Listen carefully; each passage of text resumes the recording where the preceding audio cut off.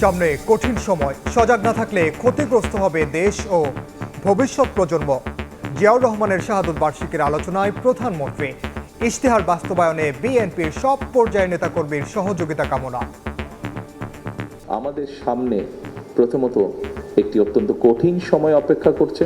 এই গুরুত্বপূর্ণ এবং কঠিন সময়ে আমাদের হেসে খেলে চলে গেলে খুব বড় ক্ষতি হয়ে যাবে। ক্ষতি কার হবে?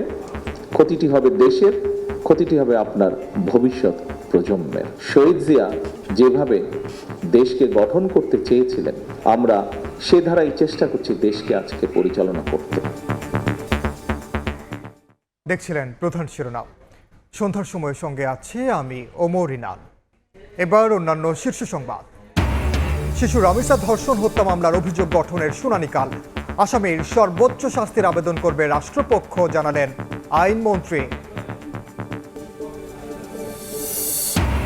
জঙ্গল সলিমপুরের বাসিন্দাদের এখনই উচ্ছেদ নয়, পুনর্বাসনের পরিকল্পনা করছে সরকার। সন্ত্রাসীদের আস্তানা নির্মূলের ঘোষণা স্বরাষ্ট্রমন্ত্রীর। বেড়েই চলেছে হত্যাকাণ্ড, একদিনে 3 জেলায় 6 খুন। রংপুরে মাথা বিচ্ছিন্ন মরদেহের পাশে রহস্যজনক চিরকুট। মানিকগঞ্জে আলাদা ঘটনায় হত্যার শিকার 3, পিরোজপুরে 2 লাশ উদ্ধার। ছুটি শেষ না হতেই বাড়ছে হাম সংক্রমণ। ডিএনসিসি হাসপাতালে নতুন রোগী ভর্তি না নেওয়ার অভিযোগ। চাপ বেশি থাকায় গুরুতর রোগীদের অগ্রাধিকারের দাবি চিকিৎসকের। এবং ঈদের টানা ছুটির শেষ দিনে ঢাকামুখী মানুষ, ট্রেন, বাস, লঞ্চে ভিড়। ফিরতি পথেও উত্তরবঙ্গের যাত্রীদের দুর্ভোগ। কাল খুলছে অফিস আদালত, চিরচেনা কোলাহল ফেরার অপেক্ষা।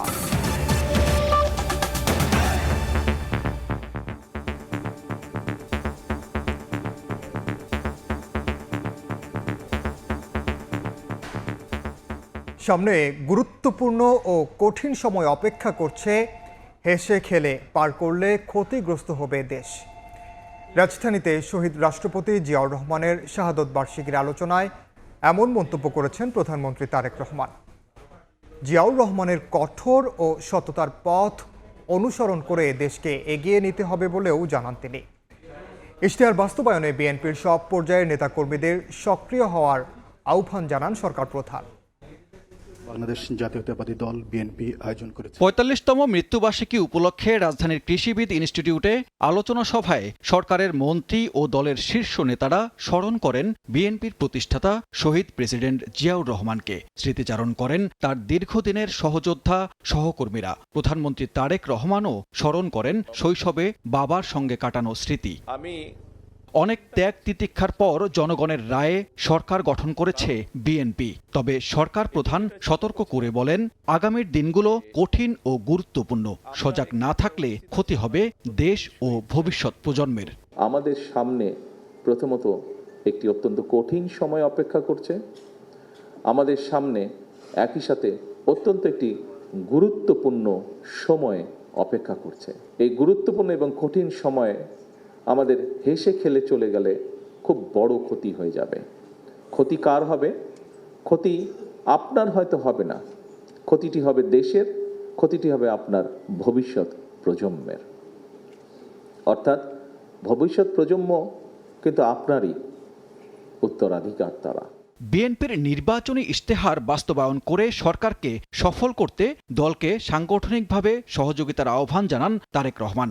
সরকার তখনই সফল হতে পারবে যখন এই দলের কর্মী হিসাবে আপনি সরকারের প্রত্যেকটি সঠিক কার্যক্রমকে আপনি সহযোগিতা করতে থাকবেন। জিয়াউর রহমানের ৩.৫ বছরের শাসনামলে বিভিন্ন পদক্ষেপ তুলে ধরেন প্রধানমন্ত্রী। তার দেখানো পথেই কৃষির উন্নয়ন, খাল খনন, বন্ধ শিল্প কারখানা চালু সহ ইশতেহার বাস্তবায়ন করছে সরকার। শহীদ জিয়া যেভাবে দেশকে গঠন করতে চেয়েছিলেন, শহীদ জিয়া যেভাবে দেশকে সামনে এগিয়ে নিয়ে যেতে চেয়েছিলেন, আমরা সে ধারায় চেষ্টা করছি দেশকে আজকে পরিচালনা করতে। জনগণের আশা আকাঙ্ক্ষার প্রতিফলন ঘটিয়ে সবাই মিলে দেশকে এগিয়ে নিতে পারলেই জিয়াউর রহমানের আদর্শ বাস্তবায়িত হবে বলে আশা প্রধানমন্ত্রীর। এই প্রত্যয় বাস্তবায়নের মাধ্যমেই তার প্রতি যথাযথ শ্রদ্ধা জানানো হবে বলে জানান তারেক রহমান। ম্যানিফেস্টো আমরা সানবীর রূপল, সময় সংবাদ, ঢাকা। শিশু রামিসাকে ধর্ষণের পর হত্যা মামলার অভিযোগ গঠনের শুনানি হবে কাল। এ মামলায় রাষ্ট্রপক্ষ আসামির সর্বোচ্চ শাস্তির প্রার্থনা করবে বলে জানিয়েছেন আইনমন্ত্রী মোহাম্মদ আসাদুজ্জামান। এরই মধ্যে আদালতে অভিযোগপত্র জমা দিয়েছে পুলিশ। গত ১৯ মে রাজধানীর পল্লবীতে ধর্ষণের পর নৃশংসভাবে হত্যা করা হয় শিশু রামিসাকে। এ ঘটনায় ক্ষোভে ফুঁসে ওঠে সারা দেশ। বিভিন্ন জেলায় হত্যাকাণ্ডের প্রতিবাদ জানিয়ে পালন করা হয় নানা কর্মসূচি। ঘটনার পর দিন ভুক্তভোগীর বাবা আব্দুল হান্নান মোল্লা বাদী হয়ে পল্লবী থানায় মামলা করেন। পরে গ্রেফতার করা হয় মূল অভিযুক্ত সোহেল ও তার স্ত্রী স্বপ্নাকে। আসামি সোহেল রানা ঘটনার সত্যতা স্বীকার করে জবানবন্দি দেয়। এরই মধ্যে আসামি সোহেল রানা ও তার স্ত্রী স্বপ্নার বিরুদ্ধে অভিযোগপত্র আদালতে দাখিল করেছে পুলিশ। এতে সোহেলের বিরুদ্ধে ধর্ষণ ও হত্যা এবং স্বপ্নার বিরুদ্ধে হত্যায় সহযোগিতার অভিযোগ আনা হয়। ২৪ মে অভিযোগপত্র আমলে নিয়ে ১ জুন মামলার অভিযোগ গঠনের শুনানির দিন ধার্য করেন আদালত। রোববার ঝিনাইদহে এক অনুষ্ঠানে আইনমন্ত্রী মোহাম্মদ আসাদুজ্জামান জানান, এ মামলায় আসামির সর্বোচ্চ শাস্তির আবেদন করবে রাষ্ট্রপক্ষ। সরকারের হাতে যতটুকু সময়, যতটুকু ক্ষমতা আছে সেই ক্ষমতা সরকার প্রয়োগ করেছেন। আমি বলেছিলাম ১ সপ্তাহের মধ্যে চার্জশিট হবে। আলহামদুলিল্লাহ আমরা ১ সপ্তাহের মধ্যে চার্জশিট দিতে পেরেছি সঠিকভাবে। বাকিটা আদালতের কাজ, আদালতকে আমরা সহযোগিতা করব। আমরা শুধু আদালতের কাছে প্রার্থনা করতে পারি। আমরা প্রার্থনা করব সর্বোচ্চ সাজা, বাকিটা আদালত যেটা ন্যায় বিচারের স্বার্থে মনে করবেন সেটাই করবেন। রামিসা ধর্ষণ ও হত্যা মামলার অভিযোগপত্রে ১৫ জনকে সাক্ষী করা হয়েছে। আহসানুল করিম, সময় সংবাদ।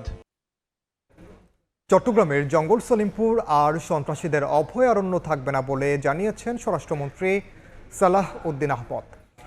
এলাকাটি পরিদর্শনে গিয়ে সেখানকার বাসিন্দাদের পুনর্বাসনের পরিকল্পনার কথাও জানান তিনি। পার্থপ্রতিম বিশ্বাসের রিপোর্ট। পাহাড় ঘেরা দুর্গম এলাকা জঙ্গল সলিমপুর পরিচিত হয়ে ওঠে সন্ত্রাসীদের অভয়ারণ্য হিসেবে। ১৯ জানুয়ারি র্যাবের একটি দল অভিযানে গিয়ে সন্ত্রাসীদের হামলার মুখে পড়ে। নিহত হন র্যাবের এক সদস্য। পরে এলাকাটি নিয়ন্ত্রণ নিতে আইন শৃঙ্খলা বাহিনীর ৩,০০০ সদস্য নিয়ে অভিযান চালানো হয়, বসানো হয় অস্থায়ী ক্যাম্প। এর মধ্যে ২৪ মে রাতে যৌথ বাহিনীর ক্যাম্পে হামলা চালায় সন্ত্রাসীরা। পরে জঙ্গল সলিমপুর থেকে সন্ত্রাসীদের নির্মূলের ঘোষণা দেয় সরকার। রোববার সকালে জঙ্গল সলিমপুর পরিদর্শন করেন স্বরাষ্ট্রমন্ত্রী। আলীনগর উচ্চ বিদ্যালয়ে আইন শৃঙ্খলা বাহিনী সহ স্থানীয়দের সঙ্গে মতবিনিময় করেন তিনি। আলীনগর, জঙ্গল সলিমপুর এই জায়গাটা আর কোনো বিচ্ছিন্ন সন্ত্রাসীদের এলাকা থাকবে না, অভয়ারণ্য থাকবে না। সাঁড়াশি এবং যৌথ অভিযানের মাধ্যমে সারা দেশব্যাপী মাদক, সন্ত্রাস, জুয়া এবং চাঁদাবাজি এই চারটাকে আমরা অ্যাড্রেস করব অত্যন্ত গুরুত্ব সহকারে। এগুলোকে আমরা নির্মূল করার চেষ্টা করব। জঙ্গল সলিমপুরের বাসিন্দাদের এখনই উচ্ছেদ করা হবে না আর অপপ্রচারে বিভ্রান্ত না হওয়ার আহ্বান জানান মন্ত্রী। স্থানীয় অধিবাসী যারা বিভিন্নভাবে এখানে কোনো না কোনো কারণে বসতি স্থাপন করতে বাধ্য হয়েছে, অস্থায়ীভাবে বা রিহেবিলিটেটেড হয়েছে বিভিন্ন কারণে, তাদেরকে কিভাবে পুনর্বাসন করা যায় সেটা আমরা একটা পরিকল্পনা করব। তাদের কাউকে এখান থেকে আপাতত উচ্ছেদ করা হবে না। জঙ্গল সলিমপুর পরিদর্শনের শেষে চট্টগ্রাম নগরীর সার্কিট হাউসে মতবিনিময় সভায় যোগ দেন স্বরাষ্ট্রমন্ত্রী। যারা রাষ্ট্রকে চ্যালেঞ্জ করে তাদের ছাড় না দেওয়ার হুঁশিয়ারি দেন তিনি। রাষ্ট্রীয় বাহিনীকে যারা চ্যালেঞ্জ করার মতো, হামলা করার মতো দুঃসাহস দেখিয়েছে, তাদের আশ্রয়স্থল কোথায় দেখতে চাই এবং তাদের সর্বশেষ আস্তানাও আমরা নির্মূল করব। মতবিনিময় সভায় অংশ নেন স্থানীয় সংসদ সদস্য, সিটি কর্পোরেশন মেয়র, প্রশাসন ও আইন শৃঙ্খলা বাহিনীর প্রতিনিধিরা। পার্থপ্রতিম বিশ্বাস, সময় সংবাদ, চট্টগ্রাম। একদিনে দেশের ৩ জেলায় ৬ খুন। রংপুরে মাথা বিচ্ছিন্ন মরদেহের পাশে রহস্যজনক চিরকুট উদ্ধার করা হয়েছে। এদিকে মানিকগঞ্জে আলাদা ঘটনায় ভাবি, ভাতিজা সহ হত্যার শিকার হয়েছেন ৩ জন। অন্যদিকে পিরোজপুরে ২ জনের লাশ উদ্ধার করা হয়েছে। অন্যের ডাক পেয়ে বের হলেন বাড়ি থেকে, ফিরলেন লাশ হয়ে। শনিবার রাতে পিরোজপুরের মঠবাড়িয়ার আমরাগাছি এলাকায় আব্দুর রশিদকে বাড়ি থেকে ডেকে নিয়ে যায় কয়েকজন ব্যক্তি। রোববার ভোরে এলাকার মাদ্রাসার পাশ থেকে তার মরদেহ উদ্ধার করা হয়। এদিকে একই এলাকার সাগরের লাশও বাড়ির পাশের মাঠ থেকে উদ্ধার হয়। সকালে আইসি, আইয়ে দেখি যে ওই বারান্দা একটা লোক মারা রইয়া পড়িয়ে রয়েছে। হের কিছু বাদে আবার শুনি যে সাগর নামে ওই কেন্দা, হ্যাঁ, এই লোকটা মারা গেছে। এইসব লোকের কোনো শত্রু থাকার আমি মনে করি না, কারণ এরা তো কর্মজীবী মানুষ, কৃষক মানুষ, একজনের সাথে আরেকজনের কোনো দ্বন্দ্ব নাই। সকাল 8টার দিকে আমরা খবর পাই যে দক্ষিণ আমড়াগাছিয়া নামক একটা জায়গায় একটা লাশ পাওয়া গেছে প্রাথমিকভাবে, এবং তার থেকে 1.5 কিলোমিটার দূরে আরেকটা বাড়ির পেছনে আরেকটা লাশ পাওয়া গেছে। বিষয়টি তদন্তাধীন আছে যে কেন কিভাবে এই ঘটনাগুলো ঘটছে। রেল লাইনের পাশে পড়েছিল মাথাবিহীন নিথর দেহ। ঈদে মেহেদিতে রাঙানো হাতে লেখা হোসাইন, আর প্যান্টের পকেটে থাকা চিরকুটে লেখা আমার মৃত্যুর জন্য আমি নিজেই দায়ী, আমার জন্য দোয়া করবেন। অস্বাভাবিক মৃত্যুর আগে এমন চিরকুট লিখেছেন আতিক হোসাইন নামে এক যুবক। রোববার সকালে রংপুরের পীরগাছা উপজেলার দুধিয়াবাড়ি রেলগেট এলাকা থেকে ওই যুবকের লাশ উদ্ধার করা হয়। মানিকগঞ্জের দৌলতপুরে পারিবারিক কলহের জেরে বড় ভাবি ও 1.5 বছরের ভাতিজাকে হত্যার অভিযোগ উঠেছে দেবরের বিরুদ্ধে। তাদের রক্ষা করতে গিয়ে গুরুতর আহত হন একজন। একই দিন সদর উপজেলার উত্তর পুটাইল গ্রামে পূর্ব শত্রুতার জেরে 100 থেকে 150 জনের একটি সংঘবদ্ধ দল হামলা চালিয়ে সজীব হোসেন নামে এক যুবককে কুপিয়ে হত্যা করে। এদিকে খুলনায় আলোচিত নানি ও 2 নাতির হত্যার ঘটনায় মামলা হয়েছে, তবে এখনো কাউকে গ্রেফতার করা যায়নি। ওমর ফারুক, সময় সংবাদ। ঈদের টানা ছুটির শেষ দিনে ঢাকামুখী কর্মজীবী মানুষ প্রিয়জনের সঙ্গে ঈদ উদযাপনের সুখ স্মৃতি নিয়ে ঈদ কাঠের নগরীতে ফিরছেন তারা। সকালে লঞ্চ, ট্রেন, বাসে দেখা যায় যাত্রীদের ভিড়। ফিরতি পথে ভোগান্তি বা যানজট না থাকায় স্বস্তি জানান তারা। তবে উত্তরবঙ্গের রেলের যাত্রীরা ফিরতি পথেও দুর্ভোগের অভিযোগ করেন। প্রিয়জনের সান্নিধ্য ছেড়ে আবারও কর্মব্যস্ত নগরী তিলোত্তমা ঢাকায় ফিরতে শুরু করেছে মানুষ। ঈদের টানা ছুটির শেষ দিনে ভোর থেকেই ঢাকায় আসা ট্রেনগুলোতে দেখা যায় বাড়তি চাপ। যাওয়ার সময় অনেক আনন্দ লাগে, আসার সময় আসলে অনেক খারাপ লাগে। বাবা মা আসার সময় চোখের পানি অঝরে পড়ে গেছে। ঈদ যাত্রার মতো ফিরতি যাত্রায়ও ভোগান্তিতে পড়েন উত্তরবঙ্গের যাত্রীরা। এদিন রংপুর, বুড়িমারি, নীলসাগর সহ বেশ কয়েকটি ট্রেন 2 থেকে 2.5 ঘন্টা বিলম্বে ঢাকায় প্রবেশ করে। 3 থেকে 3.5 ঘন্টার মতো আমাদের বিলম্ব হয়েছে ট্রেনটা। ট্রেনের বেহাল অবস্থা, যেখানে সেখানেই থামে। রেলপথ মন্ত্রণালয়ের সচিব জানান, অতিরিক্ত যাত্রী চাপে ট্রেনের গতি কিছুটা কমেছে, তবে শিডিউল বিপর্যয় ঠেকাতে তৎপরতার কথাও জানান তিনি।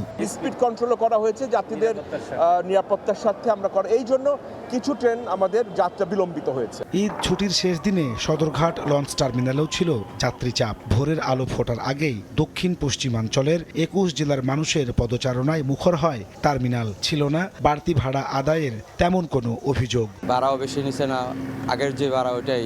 ইজিলি আমরা কেবিনও পেয়েছিলাম, বুক করতে পেরেছিলাম, ইজিলি আমরা আসতেও পেরেছি। এদিকে ঈদ শেষে কর্মস্থলে যোগ দিতে সড়ক পথেও ছিল বাড়তি চাপ। রাজধানীর গাবতলী, সায়েদাবাদ ও মহাখালী টার্মিনালে যাত্রী চাপ দেখা গেছে, তবে ফিরতি পথে বাড়তি ভাড়া ও যানজট না থাকায় স্বস্তি প্রকাশ করেন তারা। নাজমুস সালেহী, সময় সংবাদ, ঢাকা। 24 ঘন্টায় হামে মৃত্যু হয়েছে 2 জনের। নতুন করে হাসপাতালে ভর্তি 1377 জন। চাপ বেশি থাকায় ডিএনসিসি হাসপাতাল নতুন রোগী ভর্তি না নেওয়ার অভিযোগ উঠেছে। তবে চাপ বেশি থাকায় গুরুতর রোগীদের অগ্রাধিকার দেওয়ার দাবি করেছেন চিকিৎসকরা। নোয়াখালীর হাতিয়া থেকে হামের চিকিৎসা নিতে রাজধানীতে এসেছেন বাবু নামের এই যুবক, কিন্তু মহাখালীর ডিএনসিসি বিশেষায়িত হাসপাতালে ভর্তি হতে পারেননি। বেশি অসুস্থ, তারে নিয়ে টোটাল হাঁটতে পারতেছি না, বিদে কোন দিকে যাবো এখন একটা পেরেশান আছে। একই অভিযোগ করেন আরও কয়েকজন। পাশাপাশি ঈদের ছুটি থাকায় পর্যাপ্ত চিকিৎসা পাচ্ছেন না বলেও অভিযোগ কয়েকজনের। আমরা আসছি ভর্তির জন্য, কিন্তু ওনারা ভর্তি করতেছে না। 7টার মধ্যে টেস্ট দিচ্ছে, আমি 3টা করাইছি, সকালবেলা এক্সরে করাইছি, তো এইখানে 2টা টেস্ট হয় না। সকালবেলা সংগ্রামন হাসপাতালে গেছি, বলছি ঈদের ছুটিতে আছে, এরা এখন পর্যন্ত আসে নাই। তবে হাসপাতালের চিকিৎসক জানান, এখনো পর্যাপ্ত শয্যা আছে হাসপাতালে। রোগীর চাপ বেশি থাকায় গুরুতর অবস্থা বিবেচনা করেই ভর্তি নিচ্ছেন তারা। কোনো রোগীকে আমরা বলি নাই আমাদের সিট খালি নাই। হ্যাঁ, আমরা ওই সমস্ত রোগীদেরকে রেফার করার কথা বলেছি যে সমস্ত রোগীদেরকে ভেন্টিলেশন লাগতো। আমাদের এখানে আপনি জানেন যে ভেন্টিলেশন পর্যাপ্ত ছিল না। হামের প্রাদুর্ভাব বেড়ে যাওয়ায় বাড়িতেই চিকিৎসার পরামর্শ চিকিৎসকের। তবে জ্বর, শ্বাসকষ্ট বেড়ে গেলে দেখাতে হবে ডাক্তার। যদি হামের লক্ষণ দেখেন, অবশ্যই বাচ্চাকে বেশি বেশি করে ফ্লুইড খাওয়াবেন। আর র্যাশ যদি হয়, সাথে যদি চোখ ওঠে, মুখে ঘা হয়, খাবার খেতে না পারে, শ্বাস প্রশ্বাসের সমস্যা হয়, অবশ্যই হাসপাতালে চিকিৎসকের পরামর্শ নেবেন। হাম ও উপসর্গ নিয়ে এবছর এখন পর্যন্ত প্রায় 600 শিশুর মৃত্যু হয়েছে। আসিফ মোহাম্মদ সিয়াম, সময় সংবাদ, ঢাকা। সন্ধ্যার সময় আরও থাকছে। নারী সাফ চ্যাম্পিয়নশিপে ভারত বধের মিশন বাংলাদেশের। গ্রুপ চ্যাম্পিয়ন হওয়ার লক্ষ্যে জয় চায় লাল সবুজ। একাদশে আসছে 2 পরিবর্তন। তাপমাত্রা নিয়ন্ত্রণ মিটার না থাকা এবং অস্বাস্থ্যকর পরিবেশে পরিচালনার দায়ে রাজধানীর রাতদিন হাসপাতালকে 3 লাখ টাকা জরিমানা করেছে স্বাস্থ্য অধিদপ্তর ও ঢাকা দক্ষিণ সিটি কর্পোরেশনের নির্বাহী ম্যাজিস্ট্রেট। কিছু বিষয় আমাদের কাছে একটু অ্যানোমালি ধরা পড়েছে। আমরা সেই সমস্ত বিষয় আমলে নিয়ে আমরা নিরাপদ খাদ্য আইন অনুযায়ী 2 লক্ষ টাকা এবং ভোক্তা অধিকার সংরক্ষণ আইন অনুযায়ী 1 লক্ষ টাকা, মোট 3 লক্ষ টাকা আমরা জরিমানা দণ্ড আরোপ করেছি। টেম্পারেচারের কোনো মিটার আমরা পাইনি। এছাড়া আমরা আরেকটা যেটা জিনিস আমরা পেয়েছি সেটা হলো যে কিছু কিছু জায়গায় একটু নোংরা আছে। হ্যাঁ, আমরা এই সার্বিক বিষয়টা বিবেচনা করে আমরা 3 লাখ টাকা জরিমানা করেছি। দেশের বাইরের খবর। যুক্তরাষ্ট্রের ইরান যুদ্ধে জড়ানো উচিত হয়নি বলে বিস্ফোরক মন্তব্য করেছেন মার্কিন প্রেসিডেন্ট ডোনাল্ড ট্রাম্প। ইরান পারমাণবিক অস্ত্র না বানাতে সম্মত হয়েছে বলেও দাবি করেন ট্রাম্প। সম্প্রতি ফক্স নিউজকে দেয়া এক সাক্ষাৎকারে তিনি আরও বলেন, ইরান পারমাণবিক অস্ত্র না বানাতে সম্মত হয়েছে। যুক্তরাষ্ট্রের সুনির্দিষ্ট কিছু হামলার কারণেই ইরান এখনও পারমাণবিক পরাশক্তি হয়ে উঠতে পারেনি। ওয়াশিংটন হস্তক্ষেপ না করলে তেহরান এতদিনে পারমাণবিক অস্ত্র অর্জন করতে বলেও দাবি করেন তিনি। 2003 সালে ইরাকে যুক্তরাষ্ট্রের সামরিক অভিযানকে বড় ভুল আখ্যা দেন মার্কিন প্রেসিডেন্ট।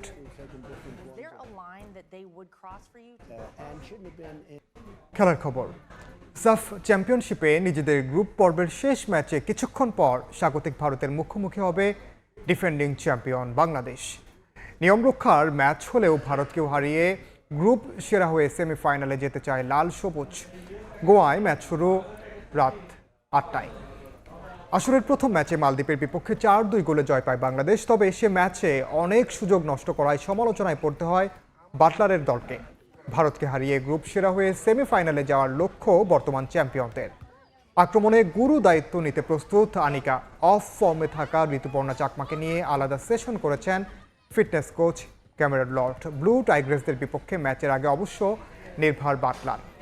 একাদশ থেকে বাদ পড়েছেন উমেহলা মার্মা ও আফরিদা খন্দকার। দলে ফিরেছেন সুরমা ও মনিকা চাকমা। অন্যদিকে ঘরের মাঠে লাল সবুজদের হারিয়ে গেল 2 সাফে হারের প্রতিশোধ নিতে চায় ভারত। এ পর্যায়ে শীর্ষ সংবাদগুলো জানিয়ে দিচ্ছি আরেকবার। সামনে কঠিন সময়, সজাগ না থাকলে ক্ষতিগ্রস্ত হবে দেশ। জিয়াউর রহমানের শাহাদত বার্ষিকীর আলোচনায় প্রধানমন্ত্রী। ইশতেহার বাস্তবায়নে নেতাকর্মীর সহযোগিতা কামনা। রাজধানীর রাতদিনকে 3 লাখ টাকা জরিমানা। ছিল না তাপমাত্রা পরিমাপের যন্ত্র, সেবা দেয়া হতো অস্বাস্থ্যকর পরিবেশে। যৌথ অভিযানে নির্বাহী ম্যাজিস্ট্রেট। এবং বেড়ে চলেছে হত্যাকাণ্ড। একদিনে 3 জেলায় 6 খুন। রংপুরে মাথা বিচ্ছিন্ন মরদেহের পাশে রহস্যজনক চিরকুট। মানিকগঞ্জে আলাদা ঘটনায় 3 জনকে হত্যা, পিরোজপুরে 2 লাশ উদ্ধার। এই ছিল সন্ধ্যার সময়। এরপর জনপদের সময় নিয়ে সঙ্গে থাকবেন সহকর্মী গোলাম রাব্বি। আপনাকে ধন্যবাদ। জনপদের সময় নিয়ে আসছে কিছুক্ষণ পর, সঙ্গেই থাকুন সময়।